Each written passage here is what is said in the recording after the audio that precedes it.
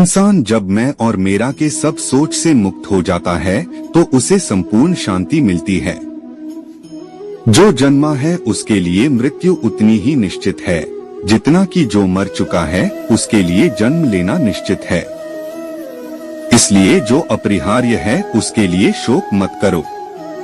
भौतिक जगत में सभी सुखों की शुरुआत और अंत है, लेकिन कृष्ण में सुख असीमित है और इसका कोई अंत नहीं है।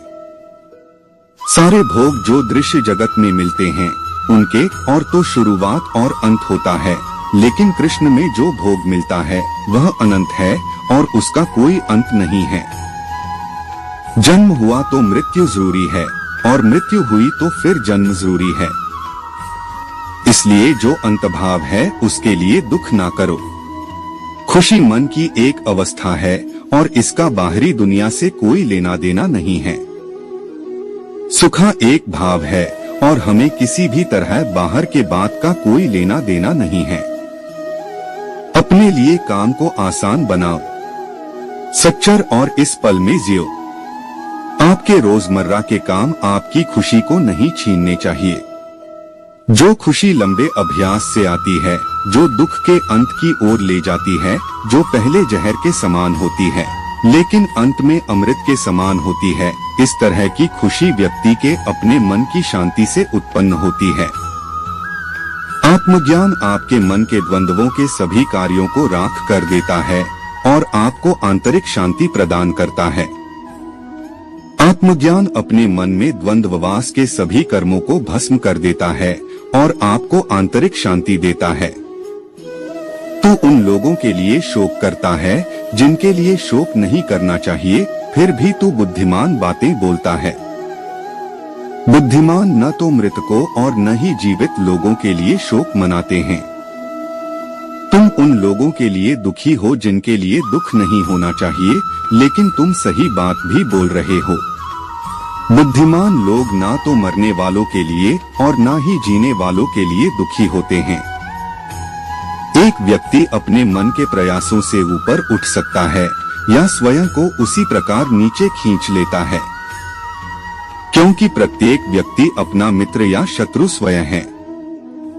इंसान अपने आदमी की मेहनत से उधर जा सकता है या नीचे खींच सकता है, एक ही तरह से, क्योंकि हर एक इंसान अपने खुद का दोस्त या दुश्मन है। मनुष्य अपने विश्वासों से बनता है, जैसा वह विश्वास करता है वैसा ही वह है। इंसान अपने से बनता है, जैसा वो विश्वास करता है वैसा ही वो होता है। कई जन्मों तक निरंतर प्रयास के माध्यम से एक व्यक्ति सभी स्वार्थी इच्छाओं से शुद्ध हो जाता है और जीवन के सर्वोच्च लक्ष्य को प्राप्त करता है। ध्रुवता प्रार्थना से और बहुत सारे जन्म के बाद कोई व्यक्ति अपनी सभी स्वस्थ इच्छाओं से शुद्ध हो जाता है और जीवन का परम उपदेश प्राप्त करता है। इस दुनिया को किसी तरह की छपाई या भय के बिना मिलो, जीवन के विकास में भरोसा रखो और तुम सच्ची शांति को प्राप्त करोगे। देहधारी आत्मा अस्तित्व में शाश्वत, अविनाशी और अनंत है, केवल भौतिक शरीर वास्तव में नाशवान है। आत्मा जिस शखात्मक शरीर में है वह आदि से है, अष्टव्य है और अनंत है। बस शरीर ही होता है जो वास्तव में रूप से नश्वर होता है। शांति, नम्रता, मौन, आत्मसंयम और पवित्रता ये मन के अनुशासन हैं। शांति, शांतिता, मौन, समत्वम और शुद्ध ये मन के शासन हैं। कारण और परिणाम, भावनात्मक विपरीतताओं सहित ऐसी चीजें हैं जो आती और जाती हैं। यह ज्ञान आपको उन सभी को सहने में मदद करता है। कर्म और फल एक दूसरे के द्वंद्व अनुभव को लेकर आते और जाते हैं। ये ज्ञान तुम्हें सब कुछ कहने में मदद करता है। मन जहाँ भी भटकता है, बेचैन होता है और बाहर संतुष्टि की तलाश में फैलता है, उसे भीतर ले चलो, इसे स्वयं में आराम करने के लिए प्रशिक्षित करें। जहाँ भी मन भटक रहा हो, बेचैन और भेद में, अपने से बाहर की खुशी के तारीख में, उसको अंदर ले जाओ, उसको आत्मा में रहने के लिए तैयार करो। धीरे धीरे अभ्यास करने से जो सुख आता है, जो दुख कम कर देता है, जो शुरू में जहर जैसा लगता है लेकिन फिर अमृत जैसा लगता है, इस प्रकार का सुख अपने आदमी की शांति से उठता है। इस आत्मविनाशकारी नरक के 3 द्वार हैं, वासना, क्रोध और लालच। इन तीनों का त्याग करें। ये स्वात्विशेषकारी नरक के 3 दरवाजे हैं, काम, क्रोध और लोभ। इन तीनों को त्याग दो। स्वार्थी कार्यों से बचना एक प्रकार का त्याग है, जिसे संन्यास कहा जाता है। कर्म के फल का त्याग करना एक और उपाय है, जिसे त्याग कहा जाता है। निष्काम कर्म एक प्रकार का त्याग है, जिसको संन्यास कहते हैं। कर्म का फल त्याग करना दूसरा त्याग है, जिसे त्याग कहते हैं। संदेह करने वाले के लिए न तो यह दुनिया है, न ही परे की दुनिया और न ही खुशी। संदिग्ध लोगों के लिए ना तो ये दुनिया है, न परलोक है और न ही खुशी है। कुछ लोग जहाँ भी जाते हैं खुशियाँ फैलाते हैं, दूसरे जहाँ भी जाते हैं खुशियाँ पैदा करते हैं। कुछ लोग जहाँ भी जाते हैं खुशी मनाते हैं और दूसरे जहाँ भी जाते हैं खुशी मनाते हैं। जो खुशी लंबे अभ्यास से आती है, जो दुख के अंत की ओर ले जाती है, जो पहले जहर के समान होती है लेकिन अंत में अमृत के समान होती है, इस तरह की खुशी व्यक्ति के अपने मन की शांति से उत्पन्न होती है। धीरे धीरे अभ्यास करने से जो खुशी आती है, जो दुख कम कर देती है, जो शुरू में जहर जैसी लगती है लेकिन फिर अमृत जैसी लगती है, इस प्रकार की खुशी अपने आदमी की शांति से उठती है। सारे सुख जो दृश्य जगत में मिलते हैं, उनके प्रारंभ और अंत होता है, लेकिन कृष्ण में जो सुख मिलता है वह अनंत है और उसका कोई अंत नहीं है। करुणा से मार्गदर्शित होकर सभी कार्य सावधानी से करें। सभी काम ध्यान से करो, काम के पीछे लगन होना चाहिए। अपने आप को छोड़कर मन किसी चीज के बारे में सोचने के लिए ऐसे ही पुराने दिनों से सोचता रहता है। लेकिन आदमी को ट्रेन करके कोई भी अपनी सोच के पुराने दिनों को बदल सकता है। ये योग का मुख्य सिद्धांत है। किसी और के जीवन की नकल करके पूर्णता के साथ जीने की अपेक्षा अपने भाग्य को अपूर्ण रूप से जीना बेहतर है। अपने अपने भाग्य को अशुभ से जीना अच्छा है, किसी और के जीवन का मुखिया से जीना परीक्षा के साथ। जो कोई भी अच्छा काम करता है उसका कभी भी बुरा अंत नहीं होगा, न तो यहाँ और न ही आने वाली दुनिया में। जो लोग अच्छे काम करते हैं उनका बुरा अंत नहीं होगा, इस दुनिया में या फिर दूसरी दुनिया में भी नहीं। काम, क्रोध और लोभ आत्मविनाशकारी नरक के 3 द्वार हैं। काम, क्रोध और लोभ स्वर्ग से दूर करने वाले त्रिशुक्ल द्वार हैं। जब ध्यान में महारत हासिल हो जाती है तो मन हवा रहित स्थान में दीपक की लौ की तरह अटल रहता है। जो कुछ भी हुआ अच्छे के लिए हुआ, जो भी हो रहा है अच्छे के लिए हो रहा है, जो होगा अच्छे के लिए ही होगा। परिवर्तन ब्रह्मांड का नियम है। आप एक पल में करोड़पति या कंगाल हो सकते हैं।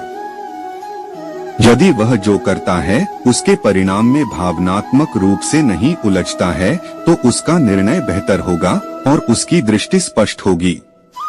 यदि वह जो करता है उसके परिणाम में भावनात्मक रूप से नहीं उलझता है तो उसका निर्णय बेहतर होगा और उसकी दृष्टि स्पष्ट होगी। एक व्यक्ति अपने मन के प्रयासों से ऊपर उठ सकता है या स्वयं को उसी प्रकार नीचे खींच लेता है, क्योंकि प्रत्येक व्यक्ति अपना मित्र या शत्रु स्वयं है। यह किसी की मानसिकता और जीवन को आकार देने में आत्म प्रयास और व्यक्तिगत जिम्मेदारी पर जोर देता है। जिसने मन पर नियंत्रण कर लिया है वह सर्दी गर्मी सुख दुख मान अपमान में शांत रहता है। आंतरिक शांति सभी स्थितियों में संभाव से आती है।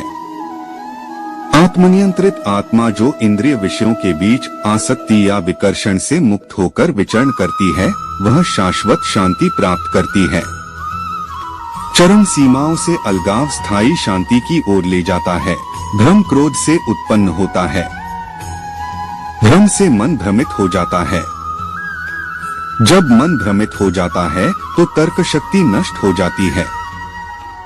नकारात्मक भावनाओं की श्रृंखलाबद्ध प्रतिक्रिया और शांति पर उनके प्रभाव को यहाँ रेखांकित किया गया है।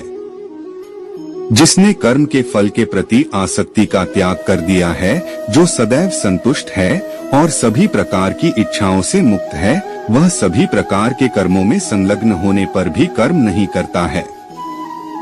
परिणामों के प्रति आसक्ति का त्याग आंतरिक शांति के लिए महत्वपूर्ण माना जाता है। जब कोई व्यक्ति किसी चीज के प्रति पूर्ण विश्वास के साथ समर्पित होता है तो मैं उसके विश्वास को उसमें एकीकृत कर देता हूँ। फिर जब उसका विश्वास पूरी तरह से एकीकृत हो जाता है तो उसे अपनी भक्ति का उद्देश्य प्राप्त हो जाता है। किसी के लक्ष्य को प्राप्त करने में विश्वास और भक्ति की शक्ति। कहा जाता है कि एक व्यक्ति ने योग प्राप्त कर लिया है। स्वयं के साथ मिलन तब होता है जब पूरी तरह से अनुशासित मन को सभी इच्छाओं से मुक्ति मिल जाती है। इच्छाओं से मुक्ति स्वयं से मिलन का मार्ग है। भले ही तुम सभी पापियों में सबसे अधिक पापी हो, फिर भी तुम ज्ञान के बेड़े से सभी पापों को पार कर जाओगे। परिवर्तन के लिए ज्ञान एक शक्तिशाली उपकरण है। जिसके पास कोई लगाव नहीं है वह वास्तव में दूसरों से प्यार कर सकता है, क्योंकि उसका प्यार शुद्ध और दिव्य है। सच्चा प्यार स्वार्थी लगाव और कब्जे की लालसा से मुक्त होता है। एक महान व्यक्ति जो भी कार्य करता है, आम लोग उसके नक्शेकदम पर चलते हैं। समाज पर अनुकरणीय व्यक्तियों का प्रभाव।